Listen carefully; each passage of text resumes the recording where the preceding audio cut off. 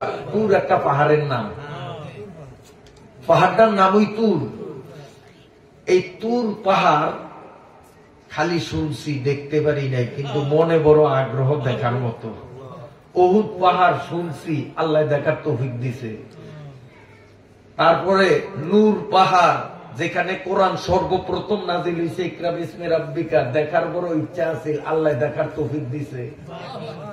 মুজদালেফা, আরফা, এগুলো দেখার, আরফার ময়দান, এগুলি দেখার ইচ্ছা ছিল, দেখছি।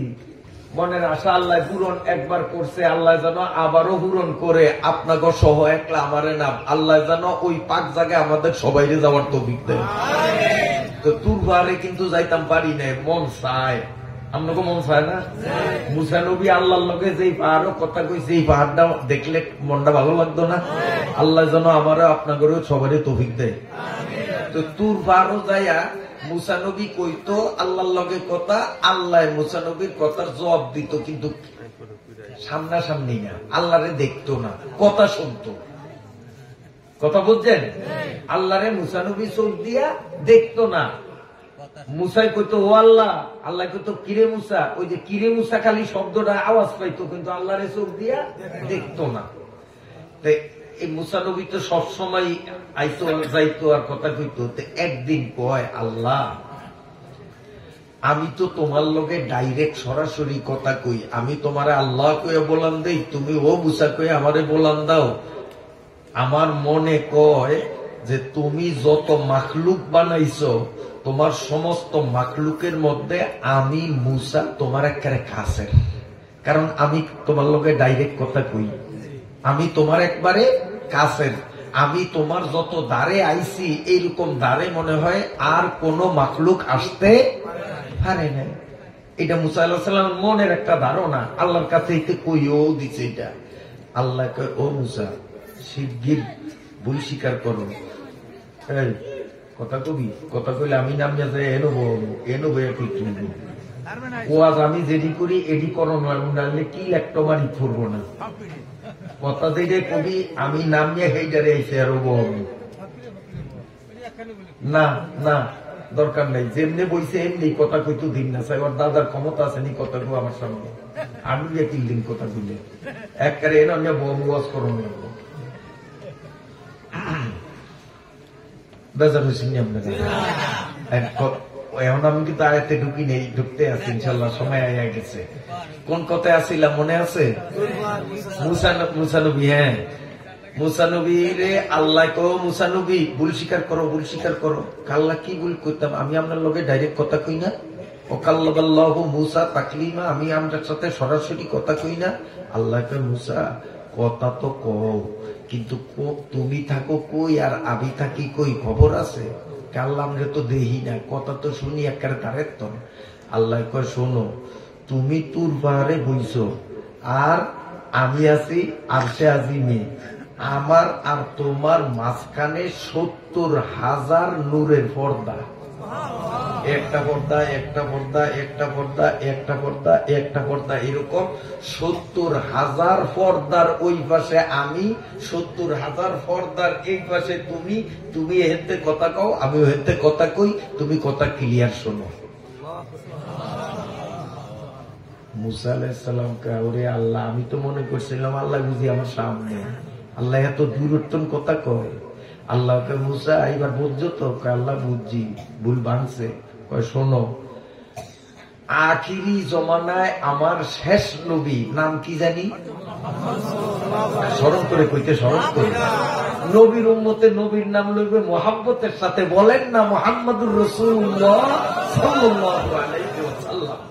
হ্যাঁ, আল্লাহ কয়, আমার শেষ নবীর উম্মতের উপরে রমজানের ১ মাস রোজা ফরজ করব। করছেনি? করছেনি? রোজা ফরজ করছেনি? তা আল্লাহ আমাকে নবীর জন্মেরও আগে মুসা নবীর লোকে কথা দিছে যে আমার আখিরি নবীর উপরে রমজানের ১ মাস রোজা ফরজ করবো। আল্লাহ ফরজ করছে না? না করছে। আল্লাহর কথা সত্য না মিথ্যা? তাহলে দুনিয়াতে আল্লাহর কথা যখন সত্য হইছে, ওই আখিরাত সম্পর্কিত কথাগুলিও সত্য হইব। আল্লাহ কয়, মুসা আমার আখিরি নবীর উম্মতরা রমজান মাস পাইয়া যদি রোজা রাখে, বেল ডুবনের আগে ইফতারের বুট, পেঁয়াজি, আপেল, আঙ্গুর, শরবত, কত রকমের খাওয়ন সামনে লয়ে বইয়া থাকবো, ঠান্ডা বরফ গলা নিয়ে পানি, গলাটা শুকিয়ে গেছে, খাইতো মন চায়, কিন্তু এখনো 10 মিনিট বাকি টাইমের, আমার ডরে মুখে দেয় না, দেননি, গলা শুকিয়ে যায়, ফেট একবারে আগুন জ্বলে ক্ষুদায়, কারণ ব্যাঙের ভাত না খেয়ে ধরছি রোজা। এন একটা মশলা কইয়া দিই, আমাদের গ্রাম দেশে মানুষের অনেকের ভুল ধারণা, ঘুমের তো নড়তে পারে না, ভোর রাত্রে ভাত খাওয়া টাইম পায় নাই, চুপ খুলছে দেখে 4 মিনিট ফজরের আজান দেয়, এরকম হয়েছে নি আপনাকে জীবন হয়েছে না? তো সেই দিন আর হেঁটে রোজা রায় না, কি আর রোজা রায় না, ব্যাঙের ভাত খেতে নিয়ে ওরে ব্যাঙেরাই ভাত খাওয়া নইল মোস্তাহাব, খাইলে সোয়াব, না খাইলে গুণা নাই। আর দিনের বেলায় রোজা রাখন ফরজ, ব্যাঙেরাই ভাত খাইলেও রোজা রাখুন ফরজ, ব্যাঙেরাই ভাত না খাইলেও। এখন কথা বুঝাইতে পারছি? কিন্তু এই মাসলা না জানা থাকার কারণে বহুত লোক বড় রাত্রে খাবার খাইতে না পারলে এরা পরদিন রোজা রাখে না, ব্যাঙের তো ভাত খেতে নিন, রোজা রাখুন কেমনে, রোজা হইব নি? এটা ভুল ধারণা। কথাটা পরিষ্কার হয়েছে নি? আল্লাহ পাক বলেন, ও মুসা, আমার আখিরি নবীর উম্মতরা ইফতারের খানা সামনে নিয়ে বসিয়া থাকবে, টাইম হয় না, ঘড়ির দিকে চায়, ছায়া দে, এখনো 10, 15, 20 মিনিট বাহি, একটুও মুখে দেয় না। ওই অবস্থায় যদি তারা আমারে আল্লাহ বলিয়া একটা ডাক দেয়, আমি 70,000 পর্দারে ফালাইয়া দিয়া, পর্দারে সিরিয়া এক লাফে আমার রোজাদার উম্মতে মুহাম্মদিয়ার 2 ঠোঁটের মাঝখানে হাজির হইয়া কমু, বন্দা বলাও কা আমি হাজির। দেখো যা কুরআনো মে আয় মোহতারাম, মুস্তফা কি উম্মত है খায়রুল উম্মাহ, আমরা শ্রেষ্ঠ উম্মত। রমজানে ইফতারের আগে দোয়া করলে ওই দোয়া কবুল, আল্লাহ নিজে 2 ঠোঁটের মাঝে হাজির হয়ে যায়। সুবহানাল্লাহ, সুবহানাল্লাহ। কাজে রোজা আমরা রাখবো ইনশাআল্লাহ। জোয়ান বাবারা তোমরা কি কও, রাখবা? রাখবা? পরিষ্কার কথা বলি, যারা সাবালেক, ছেলে হোক মেয়ে হোক, বিয়াতি হোক আবিয়াতি হোক, সুস্থ সবল সাবালেক মানুষের উপরে রমজানে দিনের বেলায় রোজা রাখা ফরজ, দিনের বেলায় খাওয়া দাওয়া করা হারাম। হারাম কেন? আল্লাহ নিষেধ করছে। আচ্ছা, আপনার মধ্যে সব ছাগলের গোস্ত খায়নি মানুষে? হ্যাঁ, ছাগলের গোস্ত খায়? হাসা কথা কন। কুত্তার গোস্ত তো খায়, ছাগল আর কুত্তা দেখতে তো সমান সমানই শরীর।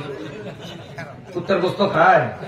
একবারে মশলা দিয়া বিদেশি বাউরসি আনিয়া বুনা করিয়া যদি দেয় আপনারে, খাইবেন? খাইবেন? আর ছাগলের গোস্ত মশলা কম, নুন কম দিছে, হিদ্ধ হয় না, সাবাইয়া ইলাম যায় না, এরপরও তো খাই আমরা। কেন? আল্লাহ কইছে যে এটা খা, এই জন্য এটা খাই। হালাল হারাম পরে আল্লাহ কইছে ছাগল খা, ছাগল খা, খাওয়ার অনুমতি দিছে, এই জন্য এটা খাওয়ান হালাল, এটা খাই। আর আল্লাহ কুত্তার ব্যাপারে কইছে এটা খাইস না, তা আল্লাহ যখন অনুমতি দেয় না, তাহলে এটা হালাল না হারাম? হারাম। তাহলে আল্লাহ যেটা খাইতে অনুমতি দেয় সেটা হালাল, আর আল্লাহ যেটা খাইতে অনুমতি না দেয় সেটা হারাম। এইবার রমজান মাসে সুবহে সাদেক থেকে নিয়া বেলা ডুবা পর্যন্ত কোনো কিছু খাওয়া বা পান করা আল্লাহ তাআলা নিষেধ করছে কি করে নাই? তাইলে এই টাইমে খাওয়া দাওয়া করা হালাল না হারাম? ওই কুত্তার গোস্ত খাওয়া আর ভাত খাওয়া কোনো বেশ কম নাই। জোয়ানরা ভালো করিয়া শোনো, রমজান মাসে চায়ের দোকানে পর্দা দিয়া গুডুর গুডুর করিয়া চা বানাইয়া খাইবা, চা বানাইয়া খাইবা। মদ খাওয়া আর চা খাওয়া কোনো বেশ কম নাই। মদ খাওয়া যেমন হারাম, আল্লাহ নিষেধ করছে, রমজান মাসে দিনে চা খাওয়া আল্লাহ নিষেধ করছে। মদ যেমন হারাম, ওই তোমার চাও হারাম। কুত্তার গোস্ত, শুয়োরের গোস্ত যেমন হারাম, রমজান মাসে দিনের বেলায় ভাত খাওয়া একই রকম হারাম। নিজে পায়খানা করিয়া নিজের পায়খানা নিজে মুখ করিয়া ধরিয়া খাওয়া যেমন হারাম, কারণ আল্লাহ নিষেধ করছে। রমজান মাসে দিনের বেলায় খাওয়া দাওয়া করা নিজের গু খাওয়ার মতো হারাম। ভাত খাইস না, চা খাইস না, আজ্ঞা নিজের গু নিজে খা, পয়সা খরচ হইব না। কারণ ওই গু খাওয়ান আর ওই ভাত খাওয়ান কোনো বেশ কম নাই। রাগ হইছেন নি আমার কথা? মুসলমান রমজান মাসে রোজা রাখবে, মুনাফিকরা রমজানে দিনের বেলায় খাওয়া দাওয়া করবে, কোন মুসলমান দিনের বেলায় খাওয়া দাওয়া করতে পারে? জোরে কোন? তা আমরা মুনাফিক থাকবো না মুমিন থাকবো? মুমিন থাকবো না মুনাফিক থাকবো? এই জন্য আমরা রমজান মাসে ইনশাআল্লাহ এবার ফাইনাল নিয়াত, জোয়ান বুড়া নারী পুরুষ 100-তে 100 মুসলমান রোজা রাখবো, 100-তে 100 মুসলমান আমরা নামাজ পড়বো। কে কে একমত? নারায়ে তাকবীর, নারায়ে তাকবীর। আল্লাহ হক কবুল করুক, আমিন আমিন। পড়ুন আউযু বিল্লাহি মিনাশ শাইতানির রাজীম, বিসমিল্লাহির রহমানির রহিম। ওয়া মিনান নাসি ওয়াদ দাওয়াবি ওয়াল আনআমি মুখতালিফুন আলওয়ানুহু কাযালিক ইন্নামা ইয়াখশাল্লাহা মিন ইবাদিহিল উলামা ইন্নাল্লাহা আজিজুন গফুর। 45 আয়াত বিশিষ্ট সূরা গাফিরের 28 নম্বর আয়াত। একটা আয়াত বললাম, আয়াতের শাব্দিক বাংলা অর্থ মানুষ, চতুষ্পদ জন্তু, প্রাণী বিভিন্ন রঙে। আল্লাহ কি বলেন? মানুষ, চতুষ্পদ জন্তু, বিভিন্ন প্রাণী নানান রঙে। যেমন ওনার চেহারা আমার চেহারা কি এক? আমার চেহারা আপনার চেহারা কি এক? এক মায়ের পেট থেকে 5টা সন্তান হয়েছে, 5 ভাইয়ের চেহারা এক? এরকম মুখ, এই যে বিভিন্ন, এটা কে করছে? কে করছে? আল্লাহ করছে। এক মুরগির পাছা দিয়া ডিম বাইর হইল 10টা, 10টা ডিম কিন্তু দেখতে একরকম। এই ডিম একটা আগে দেখাইছি বাইর করিয়া, দেখাই আবার টেবিলে নিচে, তো যদি ওইটা না থুইয়া টেবিলের তো আরো ডিম আছে, বদলাই নাই, আগেরটাই উঠে যদি দেখাই, তো ডিম কি আমি বদলাইয়া নতুন একটা উড়াইছি না আগেরটা দেখাইছি, এটা বোঝনের কোন সাধ্য আছে? হ্যাঁ, কিন্তু এক মায়ের পেটের থেকে 5টা সন্তান আইছে, একটা দেখা দিছে, এগি আবার গেছে গিয়া পিছিয়ে আর উগাইছে। এমনও তো পার্থক্য করণ দেব না, এমনও পার্থক্য করতে পারবেন না যে আগে করিমি আইছে এইবারও করিমি আইছে। হ্যাঁ, তাহলে মানুষের চেহারা বিভিন্ন না? আল্লাহ কয় মানুষের চেহারা বিভিন্ন, চতুষ্পদ জন্তুর চেহারা বিভিন্ন। আমনের গরুটা আমনে চিনেন, গরুর রং কিন্তু লাল, দামরা গরু, আমনেরও লাল, এই হুজুরেরও দামরা গরু একটা লাল, ওইতেরও দামরা গরু একটা লাল, কিন্তু এইতে এইতের গরু চিনে, ওইতে ওইতের গরু চিনে, ওইতে ওইতের গরু চিনে। এইতের গরু এইতের ঘর চিনে, যা ছাড়িয়া দিলেই এই গরু যাইব, ওইতের দাঁত যাইব না। ওইতের গরু এইতের ঘর চিনে, এই গরুই যাইব, আরেক গরু যাইব না। ওইতের গরু এইতের ঘরই যাইব, আরেক গরু যাইব না। না, অবাস্তব কই? এটি করে কে? আল্লাহ আছে না নাই? আল্লাহ নিজের এই কুদরতের পরিচয় দেখা, আমি কেমন আল্লাহ। ও বন্দা একটু দেখ, আমি মানুষের নানান রঙের বানাইছি। বাংলাদেশি মানুষের কালার একরকম, আফ্রিকার মানুষের কালার আরেক রকম, সুদানের কালার আরেক রকম, আমেরিকার কালার আরেক রকম, মিশরের মানুষের কালার আরেক রকম। এটা কে করে? এই কে করে? আল্লাহ। এরপরে আল্লাহ বলেন ইন্নামা ইয়াখশাল্লাহা মিন ইবাদিহিল উলামা। আল্লাহ বলেন আমার যত বন্দা আছে পৃথিবীতে, আমার সমস্ত বন্দাদের মধ্যে আমি আল্লাহরে বেশি ডরাই আলেমগণ। সুবহানাল্লাহ। কে কয়? কে কয়? আল্লাহ বলেন। আবার শোনেন বাংলা অর্থ, ব্যাখ্যা দেবো পরে। শাব্দিক অর্থ।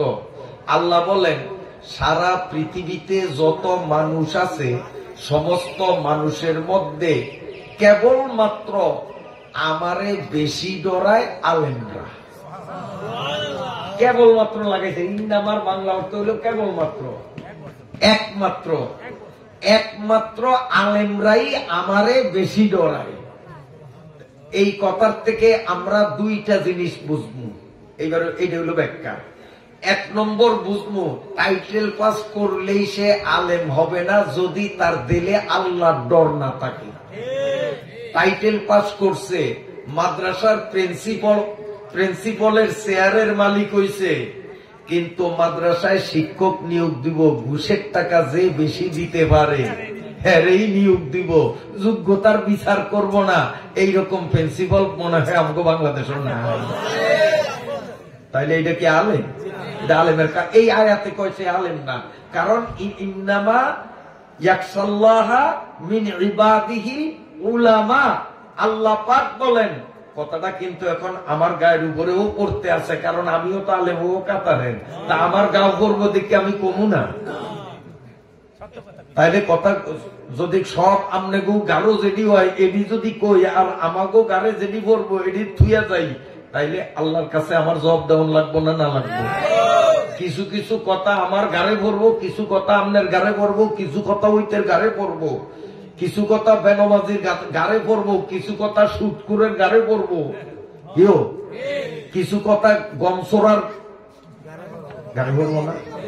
গমসরা বোঝেন না? আল্লাহ, এই জন্য কি থুয়ে থুয়ে কই তুই আর থুয়ে থুয়ে কম সম্ভব, কারণ কোরআনের আয়াত কইলে হয়তো কোনোটা আমার গাও করবো, কোনোটা ইতের গাও করবো, কোনোটা ওইতের গাও করবো, কেউর গাও যে করবো না এরকম তো না।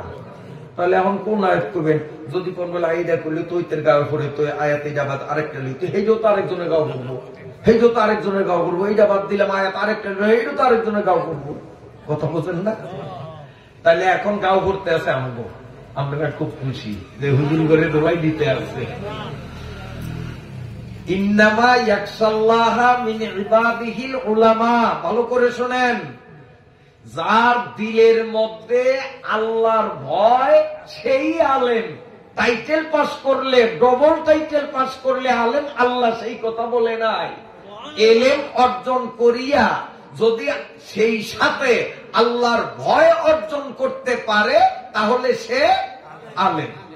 আর এলেম অর্জন করছে আল্লাহর ভয় অর্জন করতে পারে না, সে আলেম না, সে শিক্ষিত। এবার আলেম আর শিক্ষিতের পার্থক্য বুঝছেননি? শিক্ষিত বলে যার মধ্যে শিক্ষা আছে, বিদ্যা আছে, আল্লাহর ভয় নাই। আর আলেম বলে যার মধ্যে শিক্ষাও আছে, আল্লাহর ভয়ও আছে। আল্লাহ পাক বলেন অন্য আয়াতে, ইন্না আকরামাকুম ইনদাল্লাহি আতকাকুম। আল্লাহ বলেন, ও দুনিয়ার মানুষ, তোমাদের মধ্যে যেই মানুষগুলো আমি আল্লাহরে বেশি ডরায়, এই মানুষগুলো আমার কাছে বেশি সম্মানী। এখন বেশি ডরায় কারা? মাস্টরেরা, হ্যাঁ, আলেমরা। তাইলে আল্লাহর কাছে প্রিয় কারা? এবার আলেম কে আইছে। প্রথম হুজুররা আমার উপরে একটু খেপছি, যেভাবে আমাকে চাপ দিছে, এবার হুজুররা খুশি হয়েছে না? আল্লাহ, আইয়েন কোন দিক যাবো কথা কইতে গেলে আমাকে ওই সাইবুর হালালে নিজের গাও করে না কেউ পারি না। আল্লাহ মাফ করুক। বর্তমানে এক শ্রেণীর বক্তা আছে, আমার নবী ১৫০০ বছর আগে ঘোষণা দিয়া গেছেন, এখন সেটার বাস্তব আমরা প্রমাণ পাইতেছি। ১৫০০ বছর আগে আমার নবী সাল্লাল্লাহু আলাইহি ওয়াসাল্লাম ১২ প্রকারের মানুষকে দুজখী বলিয়া ঘোষণা দিয়া গেছেন। সেই ১২ কিসিমের এক কিসিম মানুষ নবীর আমলে ছিল না। নবী ভবিষ্যৎবাণী করছেন যে ভবিষ্যতে এরকম ১২ জাতের মানুষ পৃথিবীতে মুসলমানদের মধ্যে তৈরি হবে। আমি নবী ঘোষণা দিলাম এই ১২ প্রকারের মানুষ ব্যক্তি দুজখী। নাউজুবিল্লাহ কইেন না। এই ১২ প্রকারের মধ্যে এক প্রকার নবীজি বলেন দুনিয়াদার আলেম, যেই আলেমগুলো মানুষের সামনে এমন কায়দায় ওয়াজ করবে, চোখের পানি ঝরাইবে যে এত দুনিয়া কিসের, এত দুনিয়া কিসের, আদে এত জায়গা জমিনের জন্য ভাগল কা, এত দালান কোটার ভাগল কা, খালি আখেরাত মুখী হন, আখেরাত মুখী হন। দুনিয়া বিমুখ বানাইয়া আখেরাত মুখী বানানোর জন্য লম্বা লম্বা বক্তৃতা ওয়াজ দিয়া মানুষের চোখের পানি ঝরাইবে।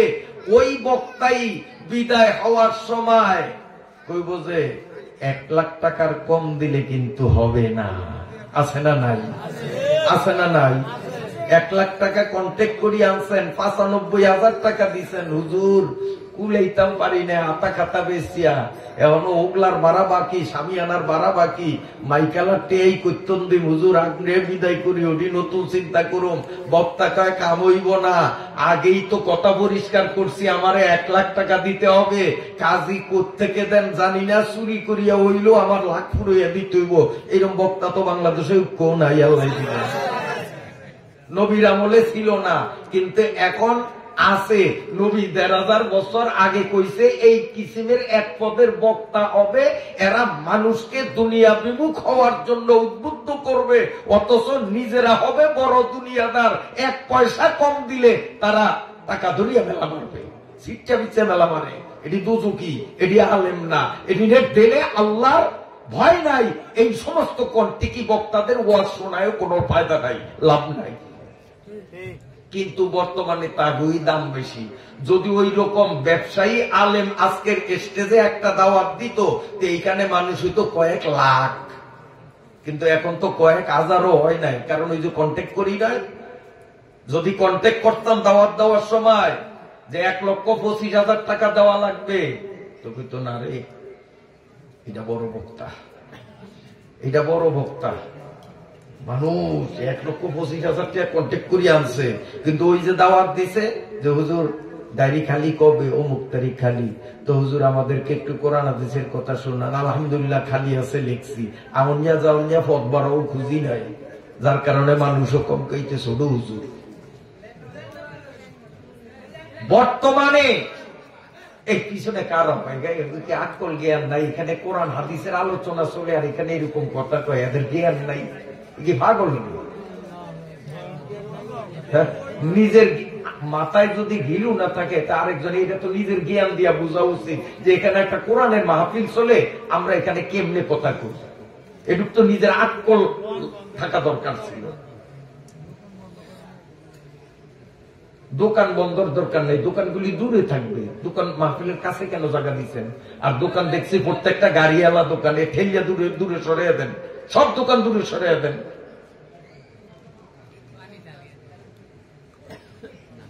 আমার কথা আপনারা বুঝছেন নি? তো ওইরকম কন্টিকি বক্তা নাই তো আমাদের দেশে, আল্লাহ। আমার নবী 1,500 বছর আগে কইছে এরকম কন্ট্যাক্ট করুনিয়া বক্তা একদম তো রইব, হইছে না? না হইছে? আমার নবীর কথা সত্য না মিথ্যা? তো নবী যে কইছে কবরে ফলক মারবো বেনমাজিরে, এইটা মনে হয় মিথ্যা হইব। দুনিয়ার সম্বন্ধে নবী যা বলছে এইটা যখন সত্য হইছে, তো কবর সম্বন্ধে আমার নবী যা বলছে তাও সত্যই হইবে। ইন্নামা ইয়াখশাল্লাহা মিন ইবাদিল উলামা।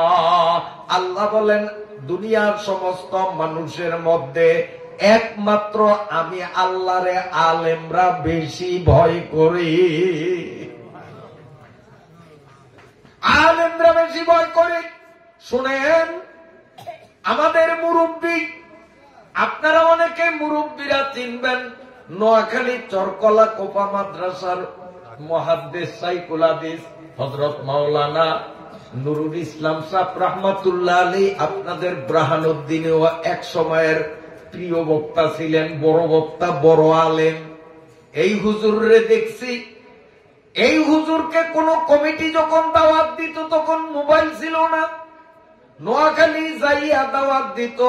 দাওয়াত দেওয়ার সময় বলতো হুজুর পথ খরচা বাবদ এই 500 টাকা আপনাদের দিলাম। ওই সময় 500 টাকার দাম ছিল। হুজুরের ডায়েরিতে তারিখ যেখানে লিখতেন পাশে লিখতেন অগ্রিম 500 টাকা যাতায়াত ভাড়া লিখে রাখতেন। ঠিক নোয়াখালীর থেকে মাহফিল পর্যন্ত পৌঁছতে কত টাকা রিক্সা ভাড়া, খেয়া ভাড়া কত, নৌকা ভাড়া কত, লঞ্চ ভাড়া কত, গাড়ি ভাড়া কত, হুজুরে কাগজে লিখতেন, লিখিয়া তারপরে যোগ বিয়োগ দিতেন। বিয়োগ দিয়া দেখে এখনো 350 টাকা আছে, দিছে 500 টাকা, খরচ বাদে 350 টাকা আছে। হুজুরে আসিয়াই পকেট থেকে ওই 350 টাকা কমিটির হাতে দিতেন। আপনারা আমাকে যাতায়াত ভাড়া বাবদ 500 দিচ্ছেন, 500 আমার লাগে নাই, আমার খরচের পরে এই রয়ে গেছে, নেন আপনারা জমা নেন। এরা ছিল আলেম, কিন্তু এদের মাহফিলে মানুষ নাই। অহন যা হয়েছেন এইরকম হইতো, ইসলাম হুজুরের মাহফিল আজকে যেরকম হয়েছে এইরকম, কিন্তু ওই কোনটি কি একটা ওই দুনিয়াদার আলেম একটা যদি আজকে আনতেন, লক্ষ লোক এখানে জমা হইত। এই নাম কেন না, নাম কেন না। আল্লাহ আল্লাহ মাফ করুক। 2 নম্বরের পাগল আমরা। আমার ভাইরা বাবাজিরা, এই আয়াত থেকে বোঝা যায় আলেমরা আল্লাহকে ভয় করে। আল্লাহর ভয় যে আলেমের ভিতরে নাই, দুনিয়ার মানুষ তারে আলেম বললেও আল্লাহর লিস্টিতে আলেমের কাতারে সে থাকবে না, সে জাহান্নামী। আল্লাহ বলেন, ইন্না আক্রামাকুম ইনদাল্লাহি আতকাকুম, আমি আল্লাহরে যে বেশি ডরাই, আমার কাছে তার সম্মান বেশি। 2 আয়াতরে মিলাইলে প্রমাণ হয় সারা পৃথিবীর সমস্ত মানুষদের মধ্যে আল্লাহ পাকের কাছে আলেমরাই বেশি সম্মানিত। 2 আয়াতরে মিলাইলে এটা প্রমাণ হয় না? আল্লাহর কাছে বেশি সম্মানিত কারা? আলেমরা। আর আমাদের বর্তমান সমাজের দিকে যদি তাকাই, তাহলে সবচেয়ে হতভাগা কপাল ফোড়া হইছে আলেমরা। কয় যার নাই কোন গতি সে করে ইমামতি।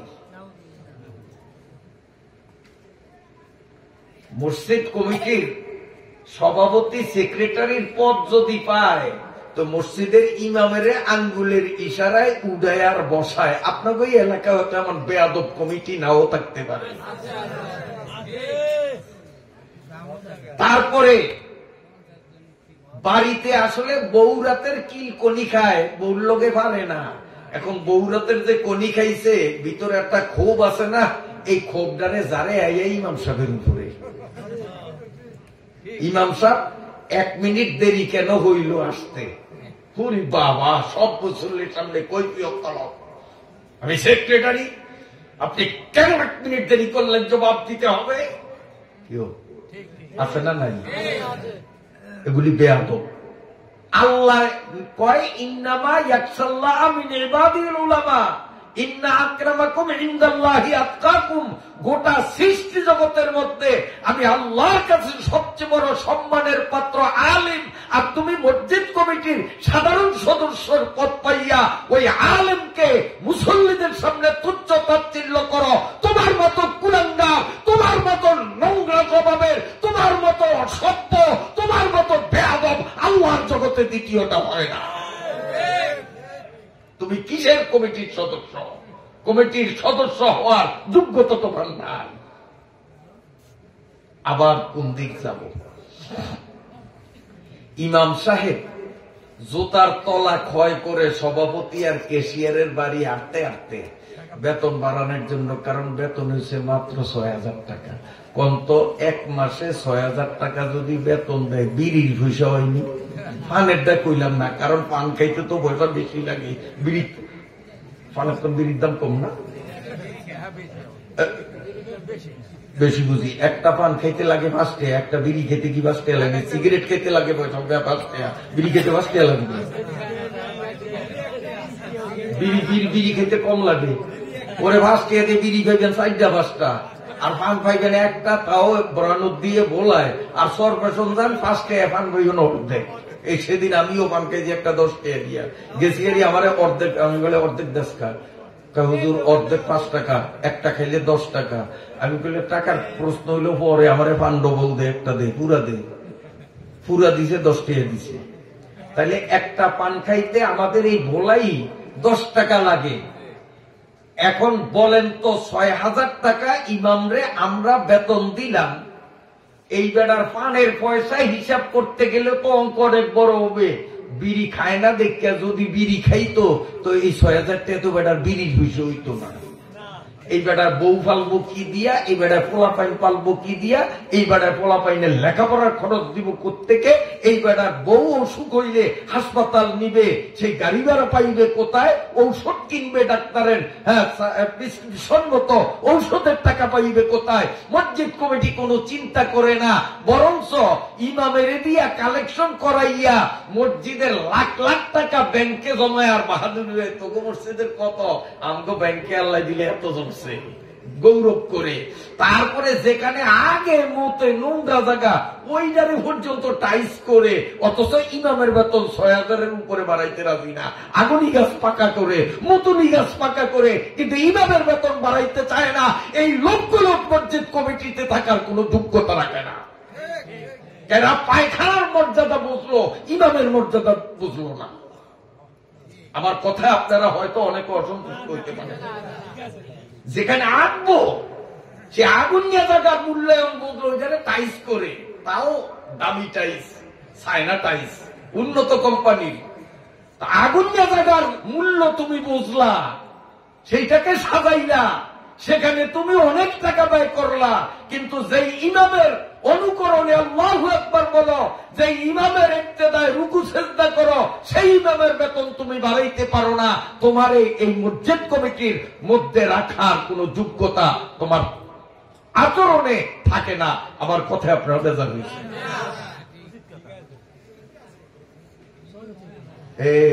এই ঢাকার কথা শুনে, ঢাকার কথা, তাও এক ইমামের বেতন 6,000 টাকা। কত 6,000 টাকায় কি হয় এই বাজারে, কি হয় বলে। তারপরও করেন, করে কার?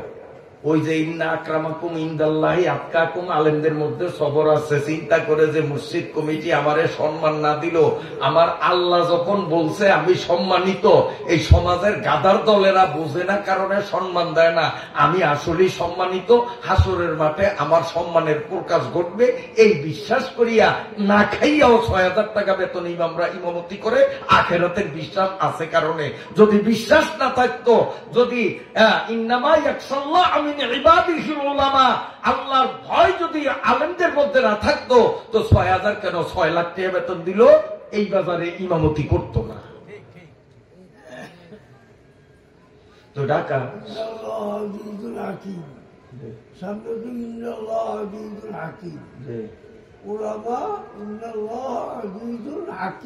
আমি তো কত যাইনি এখনো, আমি আয়াত বলি না, তো আয়াত আঙ্গুল দিয়া ধরন নিয়া। এই যে ইন্নাল্লাহ আজিজুন হাকিম না, ইন্নাল্লাহ আজিজুন গাফুর। আল্লাহ তৌফিক দিলে বলবো। আমি তো এখনো ইন্নামা ইয়াখশাল্লাহ মিন ইবাদিহিল উলামার ব্যাখ্যা দিতেছি। এরপর এটার মধ্যে আমি ঢুকবো। আমি যদি ইন্নামা ইয়াখশাল্লাহ মিন ইবাদিল উলামা বলিয়া মাঝেরটুক যদি ইন্নাল্লাহ আজিজুন গাফুর এটুক বাদ দিয়া যদি পরে আয়াতে ঢুকতাম তো লোকমা দিতেন। আমি তো এখনো আগ্রহী নই, তো এখনো লোকমা চলেনি। আল্লাহ, আপনার বিরক্ত নিয়ে আমার কথা আসেন, খেয়ালে শোনেন, খেয়ালে শোনেন। ঢাকার কথা কই, বেতন কত ইমামের মনে আছে তো? কমিটির ভিসে আটতে আটতে আটতে আটতে বেচারার জোতার তলা হয়, বেতন বাড়াইতো। সভাপতি খালি কো হুজুর এই 6,000 টাকার মধ্যে বরকত আছে, হুজুর এর মধ্যে বরকত আছে, হুজুর বরকত আছে, সবর করেন। তো হুজুরের বরকত দিয়ে বিদায় করবে।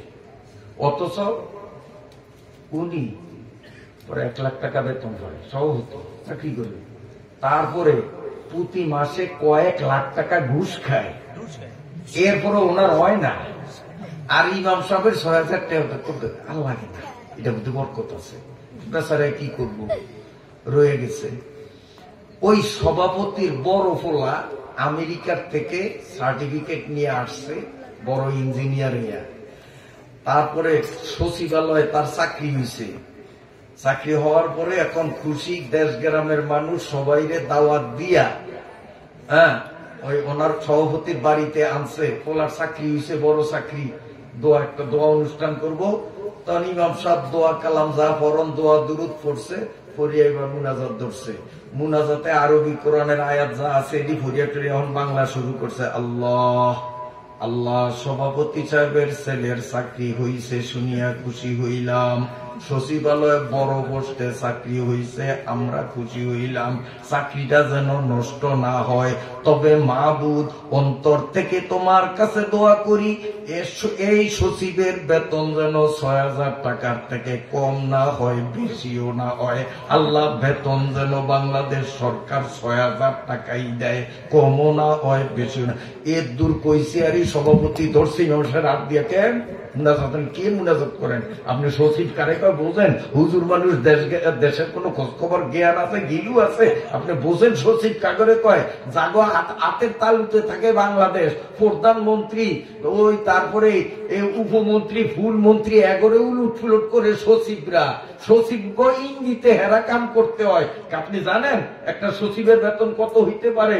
আপনি কি দোয়া শুরু করছেন পাগলের মতো? কয় সভাপতি সাহেব থামেন, আজ যে কয় বছর পর্যন্ত আপনি আমারে খালি কইতে আছেন যে ৬,০০০ টাকার মধ্যে বরকত, ৬,০০০ টাকার মধ্যে বরকত, আমার বেতন বাড়ান না, 10 বছর আপনার পিছিয়ে হাঁটছি, তো বরকতটা একলা আমার ঘরে যাইতো কা? আমি আল্লাহর কাছে আজকে মঞ্জুর করামু বরকত, আপনার ঘরেও ঢুকামু, আপনার ঘরেও ঢুকামু বরকত। উনি আবারও মুনাজাত ধরছে, আল্লাহ বেতন যেন ৬,০০০ হয়, আল্লাহ বেতন যেন ৬,০০০ হয়। তখন সভাপতি বুঝছে, ইমাম সাহেবের কাছে মাপ চাইছে, মাপ চাই তারপরে ইনশাল্লাহ বেতন বাড়িয়ে দিচ্ছে। কাজে ইমাম করে কিন্তু বুদ্ধি শিখাইছি, যে সব কমিটিরা ইমাম গুলোকে তাল বেতাল করবেন, আপনারাও দোয়াই কায়দা চালিয়ে দিবেন, কেমনে বেতন বাড়ায় না। মসজিদের টাকা ব্যাংকে থই, ওই টাকায় সুদ হয়, ইমামের বেতন বাড়ায় না। পেশাব খানা টাইস করে, মোজাইক করে, ডিজাইন করে, পায়খানা যেখানে করবে ওই জায়গা টাইস করে, অথচ ইমামের বেতন বাড়াইতে কলজারা ছিড়িয়া যায়। আর একদল বর্তমানে আছে আলেমগো মাথা ফাটায় না, আমরা মনে আপনারা চিনেন না, বোঝেন না, আসেনি? আলেমগো মাথা ফাটায়, তাও আলেমের বেশ লইয়া, আলেম না কিন্তু আলেমের মতো জামা, আলেমের মতো টুপি, আলেমের মতো পাগড়ি, আলেমের বেশ লইয়া। হ্যাঁ, আপনার মসজিদে জুতা চুরি হয় না মাঝে মধ্যে? এই জুতা চুরি যে মসজিদে করতে যায়, দেখবেন এর মাথা তো টুপি আছে, গায়ে পাঞ্জাবি আছে, তাইলে মুসল্লিয়ে জুতা চুরি করে না, জুতা চোরে মুসল্লির বেশ ধরছে। কথা বুঝাইতে পারি না? তো বর্তমানেও কিছু মানুষ হুজুরে গো বেশ ধরছে, তাবলিগের বেশ ধরছে, বেশ ধরিয়া এরা টঙ্গীর ময়দানে আলেম গো মাথা ফাটাইছে, একদিনেই ৬০ জনের মারিয়া পালাইছে। এগুলো হলো আলেম বিদ্বেষী, এগুলি জাহান্নামী, এগুলি গুমরাহ, এগুলি পথভ্রষ্ট, এগুলি আলেমের দুশমন। আল্লাহ বলেন ইন্না আকরামাকুম ইনদাল্লাহি আতকাকুম, আল্লাহ বলেন আলেমরা হলো আমার কাছে সম্মানিত। আর এরা বলে আলেম লাগবে না, এরা আলেমদের মাথার উপরে লাঠি চালায়, এরা আল্লাহর দুশমন, এরা আল্লাহর কোরআনের দুশমন। আমার ভাইরা বাবাজিরা, আমার আল্লাহ তারপরে বলেন ইন্নাল্লাহা আজিজুন গফুর।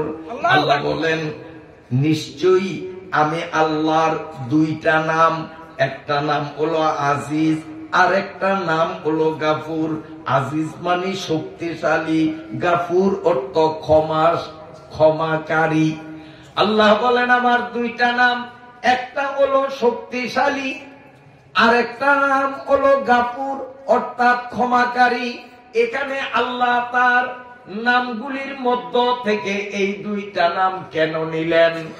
প্রশ্ন করতে পারে যে আল্লাহ অমুকের পুত্রে আলেম বানাইলো, সে সম্মানিত হইল, অথচ লোকটা রিক্সা চালায়, রিক্সাওয়ালার পোলা ভালো আমলদার আলেম হয় কি হয় না? এ ভ্যান গাড়ি চালায়, তার পোলা হাফেজ আছে না নাই? দিন মজুর লেবারের কাজ করে, তার পোলা মুফতি আছে না নাই? অথচ অনেক পয়সাওয়ালা ধনী কিংবা বড় আলেম, তার পোলা আলেম হইতে পারে নাই, আছে না নাই? আল্লাহ বলেন এইটার কারণটা হলো কি, ইন্নাল্লাহা আজিজ। আল্লাহ বলেন আমি বড় ক্ষমতাবান, আমি বড় ক্ষমতাবান। আমি যারে কবুল করি সেই আলেম হবে। তার বাবা রিক্সাওয়ালা না, তার বাবা আলেম, তার বাবা ধনী না, তার বাবা গরিব, আমি আল্লাহর পরোয়া করা লাগে না।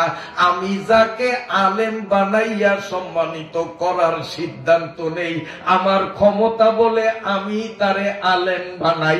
অতএব আলেম কেউ নিজের বলে, আত্মীয়ের বলে, বাবার বলে হয় না। আলেম হয় একমাত্র আল্লাহর অনুগ্রহে।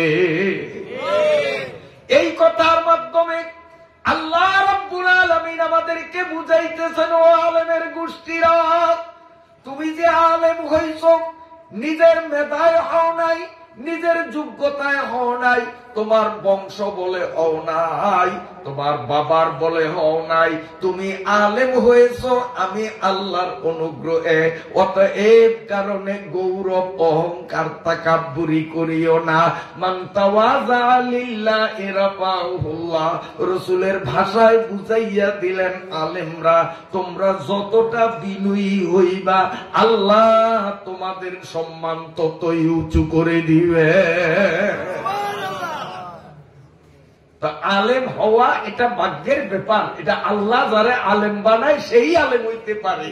বাবা আলেম তাই বলিয়া পোলা আলেম হবে এমন না, বাবা ধনী পোলা আলেম হবে এমন না।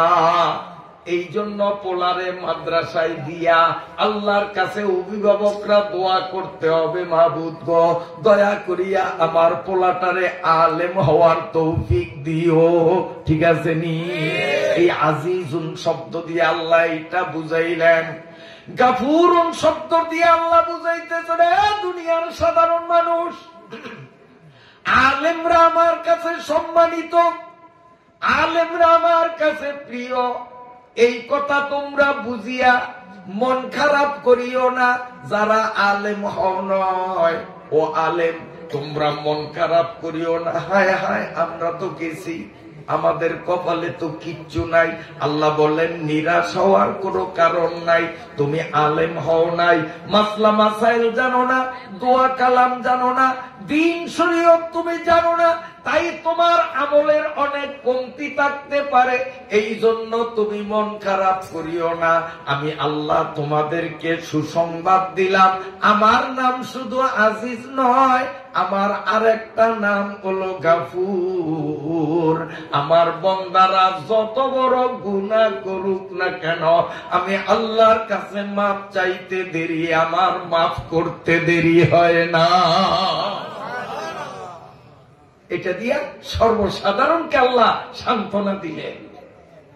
আলেমরা যেমন এলেমের কারণে দামি হইল, সাধারণ পাবলিক যারা আলেম হইতে পারো না, আমার গাফুর নামের মাধ্যমে তোমরা দামি হইবা। কেমনে?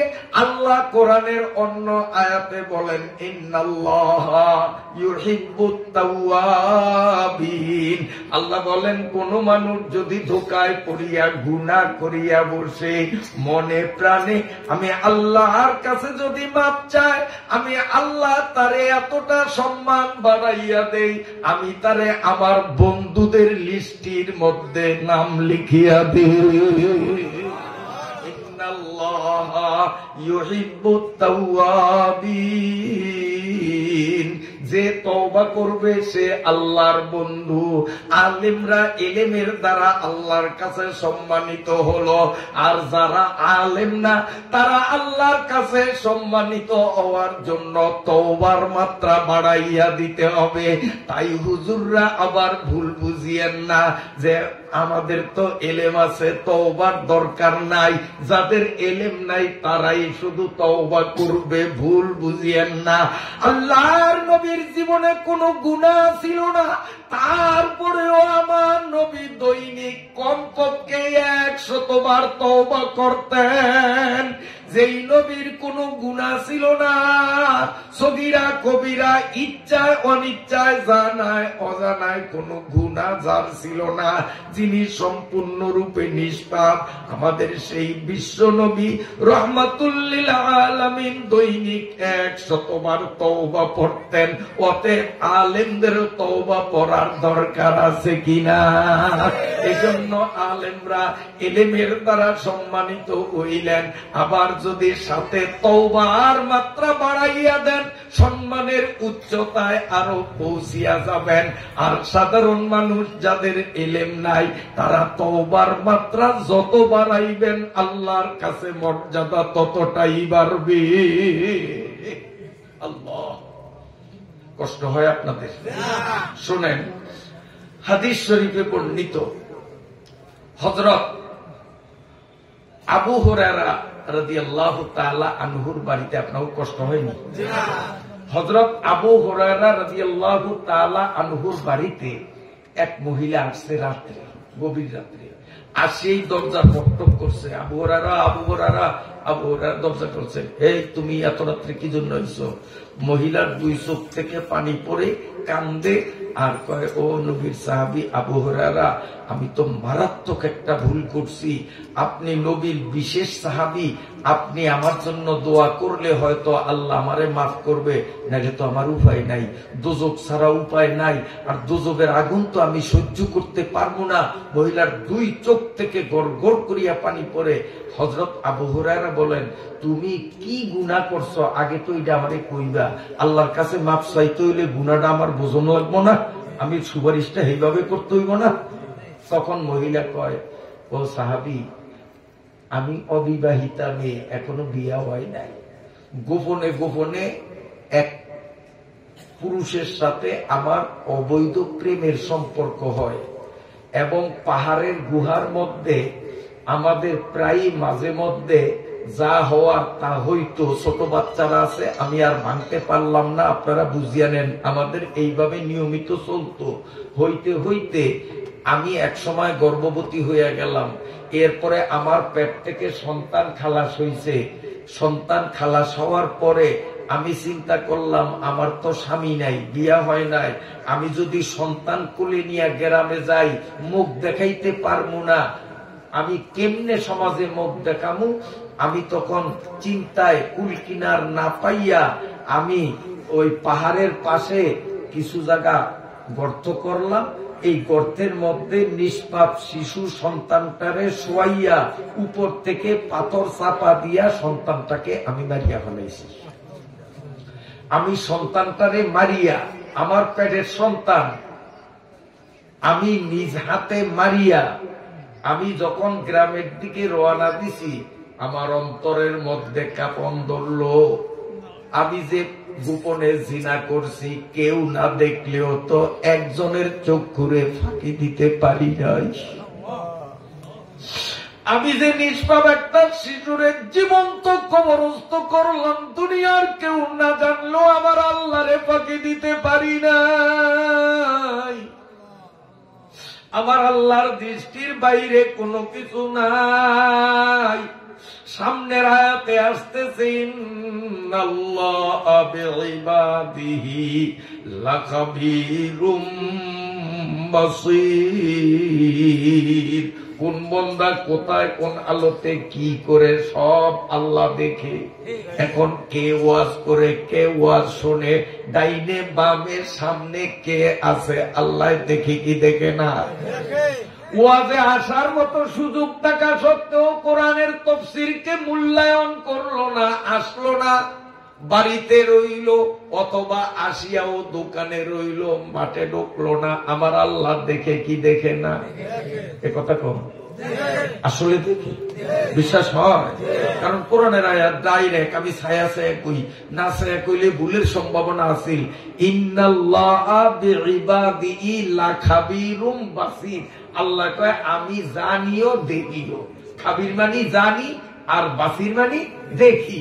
আল্লাহ জানেও দেখেও। তো কেমন দেখে একটু এটার একটু ব্যাখ্যাটা শোনাই, আসলে কষ্ট হয় না। একদিন মুসা নবী, আরেক কথা, একদিন মুসা নবী আডে। আল্লাহ কয়, ও মুসা, জি আল্লাহ, আশ্চর্য কিছু চাবিনি, আল্লাহ আপনি যদি আশ্চর্য জিনিস দেখান তা আমি না চেয়ে পারি, দেখান। আল্লাহ কয় সামনে কি? একটা পাথর, একটা পাথরের বাড়িতে। আল্লাহ এটা একটা কথা কইলেন, আপনি কইলেন আমার আশ্চর্য জিনিস দেখাইবেন, এখন কোন আমার হাতের লাঠি দিয়া পাথরের বাড়ি দিতাম, তো বাড়ি দিলে ঠুস একটা শব্দ হইব, হয়তো আমার লাঠি ভাঙবো নাইলে ভাত ভাঙবো, কেন আশ্চর্যের কি? আল্লাহ কয় তুই এত কথা কস, তোরে কইছি বাড়ি দিতি, বাড়ি না দিতি। তো মুসা আলাইহিস সালাম লাঠি দিয়া আস্তে যখন পাথরটায় বাড়ি দিছে, দেওয়ার সাথে সাথে টাস করিয়া পাথরটা ফাটিয়া দুই টুকরা হয়ে গেছে, পাথরের ফেডের থেকে গোল আরেকটা পাথর বেরিয়েছে। এখন আপনারা যেমন আশ্চর্য, পাথরের ভিতর তো আরেকটা পাথর হয়েছে, এটা আশ্চর্য না? আপনারা যেরকম সুবহানাল্লাহ কইছেন, মুসা আলাইহিস সালাম কয় সুবহানাল্লাহ, আল্লাহ কয় মুসা সুবহানাল্লাহ কইছেন কি? আল্লাহ আশ্চর্য জিনিস দেখলাম, পাথরের মধ্যে তোর পাথর বেরিয়েছে, আমি এই জন্য সুবহানাল্লাহ কইছি। আল্লাহ কয় আমি তোর আশ্চর্য জিনিস দেয়ামো, এমন আশ্চর্যের কিছুই দেয়াইলাম না, আগেই তুই সুবহানাল্লাহ কষ্ট, আশ্চর্য দেখলে কি করবি? মুসা আলাইহিস সালামকে আল্লাহ এত বড় আশ্চর্য আর কি কদে, পাথর যেটা বাড়িছে এইটার একটা বাড়ি দে, তো দিছে এইটারে বাড়ি দিছে, একটাস করে এইটাও দুই ভাগ হয়ে গেছে, ওইটার ফেরত বাড়িছে পাথর আর উক্কা। সুবহানাল্লাহ। মুসা নবী কিন্তু কইছে, যদিও অফিসে আল্লাহরা কয় নাই, মুসা নবী কিন্তু কইছে। কি কইছে? কন না। আল্লাহ কয় কি রে মুসা? আল্লাহ পাথরের ফেডে পাথর, এই পাথরের ফেডে তো না আবার পাথর, সুবহানাল্লাহ না কইয়া পারি। আল্লাহ কয় কি অনতর আশ্চর্য আমি দেখাইছি নি, এই যে পাথর এইটারও একটা বাড়ি দে, তো পাথর দিছে ওইটারও বাড়ি, বাড়ি দিছে, আর পাথর এটা ফাটিয়া গেছে, ফাটিয়া গেছে মতো দেহে ওর ভিতরে ছোট্ট কালা পিঁপড়ার মতো একটা পোকা দেখা যায়, কালা একটা পোকা। তো মুসা নবী দেখেই কয় সুবহানাল্লাহ, এটার মধ্যে বাতাস ঢোকে না, অক্সিজেন ঢোকে না, কিন্তু এই পাথরের ফেডে পাথর, সেই পাথরের ফেডে পাথর, সেই পাথরের ফেডে পাথর, সেই পাথরের ফেডে একটা পিঁপড়া, এটা বাতাস হয় কেমনি? আর বাতাস ছাড়া কোন প্রাণী বাঁচতে পারে? কিন্তু ও বাঁচতে আছে, ওই খায় কই, ওই খাওয়ন ভাই কই, কি ও পাথরের তো বাইরনের কোন পথ আছে? মুসা আলাইহিস সালাম দেখেই সুবহানাল্লাহ কইছে, আর ওই পিঁপড়াটা মুসা নবীর দিকে চাইয়েই কয় সুবহানাল্লাহ। হ্যাঁ, পিঁপড়াটা কয় আলহামদুলিল্লাহিল্লাযী খালাকানি, আলহামদুলিল্লাহিল্লাযী রাযাকানি। এইভাবে তিনটা স্লোগান দিছে পিঁপড়াটাই। এক নম্বর স্লোগান প্রশংসা সেই আল্লাহর যিনি আমাকে তৈরি করেছেন, পিঁপড়ায় কয়, পিঁপড়ায় কয়। দুই নম্বরে প্রশংসা সেই আল্লাহর যেই আল্লাহ আমাকে সময় মতো এই 3 পাথরের পেটের মধ্যে খাদ্যের ব্যবস্থা করেন। 3 নম্বরে কয় ওয়াসুবহানা মাইয়ারানি, ওই আল্লাহর প্রশংসা যেই আল্লাহ 24 ঘন্টায় 3 পাথরের পেটে আমি থাকলেও আমারে পুরাপুরি দেখে। এ পাথরের পেটে পাথর, তার পেটে পাথর, তার পেটে পাথর, তার পেটে পিঁপড়া, সেই পিঁপড়ায় বলে সুবহানা মাইয়ারানি, ওই আল্লাহর প্রশংসা যে আল্লাহ আমারে দেখে। ও জুয়ান ভাইরা, রমজান মাসে চায়ের দোকানে পর্দা ঝুলাইয়া চা খাইলে মনে হয় আল্লাহ দেখে না। আপনার ঘরের বড় ঘরের দুয়ার আটকাইয়া ঘরের মধ্যে পেট ভরিয়া খাইলে আল্লাহ দেখে না, কারণ দুয়ার তো আটকাইয়া দেখে দেখে। এই জন্য ওই মহিলা বলতেছে গোড়াতাইয়েন, ও আবু হুরায়রা, মনে আসেনি? ও আবু হুরায়রা, আমি যে জিনা করেছি, আমি যে নাবালেগ শিশু হত্যা করেছি, দুনিয়ার কেউ না দেখলেও আমার আল্লাহর চক্ষুরে ফাঁকি দিতে পারি নাই। আমার মন কাঁপিয়া উঠছে, কিয়ামতের আদালতে আমার আল্লাহ যদি আমারে ধরে, আমার বাঁচার কোনো উপায় নাই। ওগো আল্লাহর নবীর সাহাবী, আপনি একটু আল্লাহর কাছে আমার জন্য দোয়া করেন, আল্লাহ নি আমারে মাফ করিয়া দেয়, আমি তো জাহান্নামের আগুন সইতে পারবো না। হযরতে আবু হুরায়রা এতটুক শোনার সাথে সাথে ধমক দিয়া বললেন, দূর হ, দূর হ, যা যা, আমার বাড়ির থেকে যা, তুই এত বড় পাপী, বারবার জিনা করছ, নাবালিগ নিষ্পাপ শিশুরে নিজ হাতে হত্যা করছ, তোর মতো অত বড় পাপী আল্লাহর জগতে হয় না, না জানি তোর কারণে আল্লাহর কোন গজব নাজিল হইয়া যায়, তাড়াতাড়ি আমার বাড়ির থেকে সরিয়া যা। যখন এই কথা বলছে মহিলার মন কাঁপিয়া উঠছে, আমার কপালে বুঝি মাফ নাই, আমি বুঝি জাহান্নাম ছাড়া ঠিকানা পাবো না, আমি জাহান্নামের আগুন কেমনে সইব রে। এই কথা বলিয়া মহিলা এক দৌড়ে জঙ্গলার দিকে পালাইয়া জবাই করা মুরগির মতো মাটির মধ্যে হাত পাও মারতেছে আর কান্দে আর বলে, মাবুদ গো, তুমি যদি মাফ না করো জাহান্নামের আগুন কেমনে সহ্য করবো, আল্লাহ জাহান্নামের সাপের কামড় আমি কেমনে সহ্য করবো। মহিলা চিৎকার করিয়া করিয়া কাঁদতেছে। এদিকে ফজরেরও আযান হয়ে গেল, সব মুসল্লিরা মসজিদে আসলো। আল্লাহর পয়গম্বর রাসূলুল্লাহ সাল্লাল্লাহু আলাইহি ওয়াসাল্লাম ইমামতি করিয়া ফজরের 2 রাকাত নামাজ শেষ করতে না করতে আসমান থেকে জিবরাইল আমিন আল্লাহর কোরআনের আয়াত নিয়ে নাজিল হইয়া গেলেন। সুবহানাল্লাহ। ইল্লাল্লাযীনা তাবু ওয়া আমিলুস সালিহাতি ফাউলাইকা ইউবাদদিলুল্লাহু সাইয়্যাতিহিম হাসানাত। সুবহানাল্লাহ, সুবহানাল্লাহ। আল্লাহ পাক নবীরে কোরআনের আয়াতের মাধ্যমে জানাইয়া দিলেন, ও নবী, কোন মানুষ যদি নফস শয়তানের তাড়নায় পড়িয়া গুনাহ করে, গুনাহ করার পরে যদি আমার কাছে মাপ চায়, যেহেতু আমি সূরা ফাতিরের 28 নম্বর আয়াতের শেষ অংশে বলেছি, ইন্নাল্লাহা আসিজুন গফুর, আমার এক নাম হলো গফুর, ক্ষমাশীল। বন্দা যত বড় পাপ করুক, যদি আমার কাছে মাপ চায়, আমি বন্দার শুধু গুনাহগুলি মাফই করি না, এই বন্দা গুনাহ ছাড়িয়া নেক আমল ধরিলে তার গুনাহগুলোকে আমি আল্লাহ সওয়াবে রূপান্তরিত করে দেই। তার গুনাহ আর গুনাহ থাকে না, গুনাহগুলো নেক বানাইয়া পালা। এই আয়াত যখন নাযিল হলো, জিবরাইল কানে কানে গত রাত্রে আবু হুরায়রা কি ঘটনা ঘটাইল নবীজিরে বলে গেছেন। আল্লাহর নবী ডাক দিলেন, ও আবু হুরায়রা, ও আবু হুরায়রা, মহিলারে তুমি কেন নিরাশ করছ? মহিলা 2 চোখের পানি ছাড়িয়া গফুর নামের উসিলা ধরিয়া আল্লাহর কাছে যখন মাপ চাইছে, 2 চোখের পানি যখন ছাড়িয়া দিছে, ইযা খালা ফিজ যালামি মুবতাহিলা আজাবাহুল্লাহু সুম্মা লাব্বাহু। আল্লাহর কোন বান্দা যদি 2 চোখের পানি একটু পরিমাণ হলো ছাড়িয়া আল্লাহর কাছে নতি স্বীকার করিয়া যদি আল্লাহরে ডাক দেয়, জোরে বলেন আল্লাহ, ও আল্লাহ, আবার আল্লাহ বলেন, বন্দা তুই আবার এই একবার ডাক দিলে আমি আল্লাহ 70 বার তোর ডাকে সাড়া না দিয়া পারি না।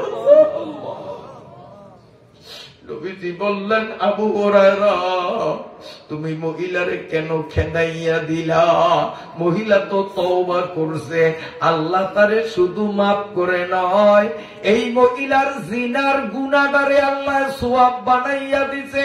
এই মহিলার নিষ্পাপ শিশু হত্যা করার মতো গুনাহগারেও আল্লাহ সওয়াব বানাইয়া দিছে। মহিলার তওবার কারণে এখন কোন গুনাহ নাই, আমল নামায় সওয়াব আর সওয়াব। তাড়াতাড়ি যাইয়া তারে সুসংবাদ শুনাইয়া দাও। আমার আল্লাহ বলেন, ইন্নাল্লাহা আজিজুন গফুর। আল্লাহ বলেন, আমি বড় পরাক্রমশালী, শক্তিশালী, যারে খুশি এলেম তারে দান করি। কোন মানুষ নিজের টাকা পয়সা আছে তাই বলিয়া পোলারে আলেম বানাইতে পারে না। বাবা বড় আলেম তাই বলিয়া তার পোলারে আলেম বানাইতে পারে না। আমি আল্লাহ হলাম আজিজ, আমি বড় ক্ষমতাবান, আমি গরিবের পোলারেও আলেম বানাইতে পারি, আলেমের পোলারও মূর্খ বানাইতে পারি। পারেন কি পারেন না? এই জন্য যারা সন্তান মাদ্রাসায় দিয়েছেন, আপনারা আল্লাহর কাছে দোয়া করবেন, আল্লাহ গো, আমার ক্ষমতা ছিল মাদ্রাসায় দেওয়ার, আমি দিছি, আল্লাহ দয়া করিয়া আমার পোলারে তুমি আলেম বানাইয়া দাও। বলেন আমিন। জোরে বলেন আমিন। কষ্ট হয় আপনাদের? আমার আল্লাহ বলেন, ইন্নাল্লাযীনা ইয়াতলুনা কিতাবাল্লাহি ওয়া আকামুস সালাতা ওয়া আনফাকু মিম্মা রাযাকনাহুম সিররান ওয়া আলানিয়াতান ইয়ারজুনা তিজারাতান লান তাবুর। আল্লাহ এখানে তিনটা ব্যবসা শিখাইছেন। কয়টা ব্যবসা? এই আয়াতে 28 নম্বর আয়াত, এই সূরা ফাতিরের 28 নম্বর 29 নম্বর আয়াত। 28 গেল আগেরটা, এটা 29, দ্বিতীয় আয়াতে ঢুকলাম। 29 নম্বর আয়াতের মধ্যে আল্লাহ আমাদেরকে তিনটা ব্যবসা শিখাইছেন। কয়টা ব্যবসা? তিনটা ব্যবসা। কেমন ব্যবসা? আল্লাহ বলেন, লান তাবুর, যেই ব্যবসায় কোনো লোকসান নাই, শুধু লাভ আর লাভ, লাভ আর লাভ। আমরা দুনিয়াতে যেই ব্যবসা করি, এই ব্যবসায় কখনো চালানে চালান, কখনো সামান্য লাভ, কখনো বেশি লাভ, কখনো অল্প লোকসান, কখনো বেশি লোকসান। কি বলেন? দুনিয়ার ব্যবসায় 100% লাভই হবে এমন গ্যারান্টি দেওয়া যায়? আল্লাহ বলেন, লান তাবুর। ও আমার বান্দা বান্দিরা, জোয়ান বুড়া, আলেম পাবলিক, ধনী গরিব, সমস্ত বান্দাদেরকে আল্লাহ রাব্বুল আলামিন বলেন, ইন্নাল্লাযীনা ইয়াতলুনা কিতাবাল্লাহ ওয়া আকামুস সালাতা ওয়া আনফাকু মিম্মা রাযাকনাহুম সিররান ওয়া আলানিয়াতান ইয়ারজুনা তিজারাতান লান তাবুর। আল্লাহ বলেন, আমি 29 নম্বর আয়াতে তোমাদেরকে তিনটা ব্যবসা ধরাইয়া দিব। এই তিনটার ব্যবসার তিনটাই লাভজনক, এই ব্যবসায় কোনো লোকসান নাই। যেই ব্যবসায় কোনো লোকসান নাই, শুধু লাভ আর লাভ, এই ব্যবসা পাগলেও তো ছাড়ার কথা না। কি বলেন? বুদ্ধিমান তো ছাড়বেই না, পাগলেও ছাড়বে না। আমার আল্লাহ গ্যারান্টি দিয়েছেন, এই তিনটা ব্যবসা 100% লাভজনক, 100% লাভজনক। রাত্র গভীর হয়ে গেছে, এগুলোর ব্যাখ্যা দিতে গেলে অনেক সময়ের দরকার ছিল। আমি সংক্ষেপে একটু বলি, কয়েক মিনিটে শেষ করি। 1 নম্বর ব্যবসা হলো ইয়াতলুনা কিতাবাল্লাহ, আল্লাহ পাকের কোরআন তিলাওয়াত করা 1 নম্বর ব্যবসা। কোরআন তিলাওয়াত করা 1 নম্বর ব্যবসা। এই ব্যবসায় খালি লাভ। কেমন লাভ? একটু শুনেন। কোরআন শরীফের যে কোনো জায়গা থেকে আপনি পড়বেন, এক এক অক্ষরে অক্ষরে 10টা করিয়া নেকি পাবেন। নামাজের মধ্যে যদি পড়েন কিংবা ইমাম পড়ে আপনি মুক্তাদি হইয়া দাঁড়াইলেন, ইমাম সাহেব যতটা অক্ষর মুখ থেকে উচ্চারণ করবে প্রতিটা অক্ষরের মাথায় ইমাম সাহেব 100 নেকি, প্রতিটা মুক্তাদিও ব্যক্তিগতভাবে 100 নেকি পাবি। এটা গ্যারান্টি, গ্যারান্টি। এই ব্যবসায় লস নাই, লস নাই। কেমন লাভ একটু শোনেন। قال النبي صلى الله عليه وسلم من قرأ قل هو الله أحد 10 مرات بنى الله له بيتا في الجنة। সুবহানাল্লাহ। কেমন লাভ। ইয়াতলুনা কিতাব আল্লাহ, আল্লাহর কিতাব তেলাওয়াত করলে যে কেমন লাভ, যার কোনো লোকসান নাই। আল্লাহর নবী তার ব্যাখ্যা দেন, ব্যাখ্যা দিয়া বলেন মান ক্বারাআ কুল হুয়াল্লাহু আহাদ 10 মাররাত। নবী বলেন কোরআনের সবচেয়ে ছোট্ট সূরা কুল হুয়াল্লাহ সূরা মুখস্থ আছে আপনাদের। নবীজি বলেন এই কুল হুয়াল্লাহ সূরা আমার কোন উম্মত কোন মজলিসে বসিয়া হিসাব করিয়া 10 বার যদি পড়তে পারে, আমি নবী সুসংবাদ দিয়া দিলাম আল্লাহ রাব্বুল আলামিন তার জন্য জান্নাতে বাড়ি বানাইয়া দিবে। 10 বার কুল হুয়াল্লাহ পড়লে জান্নাতে একটা বাড়ি পাওয়া যায়। 10 বার কুল হুয়াল্লাহ পড়লে জান্নাতে বাড়ি পাওয়া যায়। আল্লাহর নবী বলেন, আল্লাহর নবী বলেন সূরাতুল ইখলাস। আপনার প্রশ্ন উত্তর দিতে আসি। সূরাতুল ইখলাস, কারণ এরকম একটা প্রশ্ন আপনাদের মনে আসবে। এটা কেন আমরা মানুষ নিয়ে খেলা করি, সাইকোলজি একবারে বুঝি না তা না। কাজে আপনি প্রশ্ন না করলেও আমি উত্তর অটোমেটিক দিতাম। এই হাদিসটা আগে বলি, তারপরে দেব ইনশাআল্লাহ। রাতের গভীরতার কারণে আমি বিস্তারিত ব্যাখ্যা দিতে পারি নাই, নইলে এই একটা আয়াতের আলোচনা আমাদের দীর্ঘ সময় নিয়ে করা উচিত ছিল। বর্তমান অবস্থা প্রেক্ষাপটকে সামনে নিয়ে বাস্তবতার সাথে মিল করে এই লাভজনক 3টা ব্যবসা কি এর ব্যাখ্যা আমাদের জানার খুবই দরকার ছিল, কিন্তু গরিব এটাই সুযোগ দেয় না। করার কিছু নাই তো ব্যবসা 3টা ধরাইতে পারবো না, একটাই ধরাই দিই আজকে। হ্যাঁ না বাদ দেব। আল্লাহর নবী বলেন সূরাতুল ইখলাস তা'দিলু তুলুতাল কুরআন।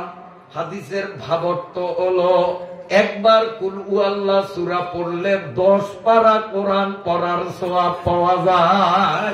দেখেন কি লাভ, কি লাভ। 3 বার কুল হুয়াল্লাহ পড়লে পূর্ণ 1 খতম কোরআন শরীফের সওয়াব পাওয়া যায়।